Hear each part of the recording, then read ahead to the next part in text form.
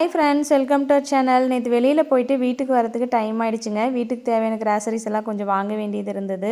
போயிட்டு வந்த உடனே நமக்குன்னே எழுதி வச்ச கிச்சன் இருக்குது. நேராக கிச்சனுக்குள்ளே வந்தாச்சு. என்ன சமைக்கலான்னு யோசிச்சுட்டு இருந்தாங்க. கேபேஜ் பார்த்தீங்கன்னா கொஞ்சமாக இருந்தது. அப்படியே கேரட் துருவல் கொஞ்சம் எடுத்தாச்சு. பச்சை மிளகா கொஞ்சம் கட் பண்ணி வச்சாச்சு. பெப்பர் கொஞ்சம் அப்படியே இடித்து வச்சாச்சுங்க.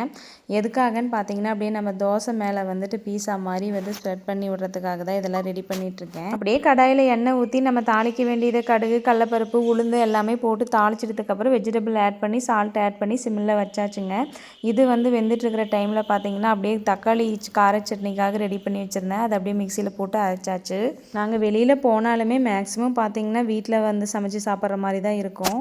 வெளியில் போனால் குழந்தைங்களுக்கு சைடிஷ் இந்த மாதிரி வாங்கி கொடுத்துட்டு மெயின் டிஷ் வந்து வீட்டில் தான் எப்போவுமே. அதே மாதிரி சோயா சாஸ் கொஞ்சம் ஆட் பண்ணியாச்சு. அப்படியே பெப்பர் ஆட் பண்ணியாச்சுங்க. நம்ம ஸ்டைலில் இன்றைக்கி தோசை பீஸா ரெடி பண்ண போகிறோம் பாருங்களேன். தோசையை நல்லா வந்து ஸ்ப்ரெட் பண்ணி விட்டதுக்கப்புறம் முட்டையை அது மேலே உடச்சி ஊற்றி அப்புறம் நம்ம ஸ்டஃபிங் ரெடி பண்ணி வச்சுருக்கோம் இல்லைங்களா, அதை வந்து நம்ம அது மேலே ஃபில் பண்ணோம்னா அவ்வளோதான், நம்மளுடைய தோசை பீஸா ரெடி.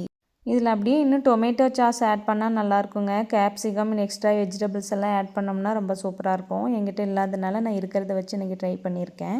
எங்கள் சின்ன குட்டி பார்த்திங்கன்னா காரம் அதிகமாக சாப்பிட மாட்டாங்க. ஸோ அதனால் நான் எந்த பொடி ஐட்டமே இதில் சேர்த்துலைங்க. குழந்தைங்களுக்கு பார்த்திங்கன்னா வீட்டில் இருக்கிற பொருளை வச்சே நம்ம கொஞ்சம் ஆல்டர் பண்ணி நம்ம குக் பண்ணி கொடுத்தோம்னா அவங்களும் விரும்பி சாப்பிடுவாங்க. அப்படியே இந்த விளாக் பிடிச்சிருந்தா லைக் பண்ணுங்கள், மறக்காமல் சப்ஸ்கிரைப் பண்ணுங்கள் ஃப்ரெண்ட்ஸ். பாய்.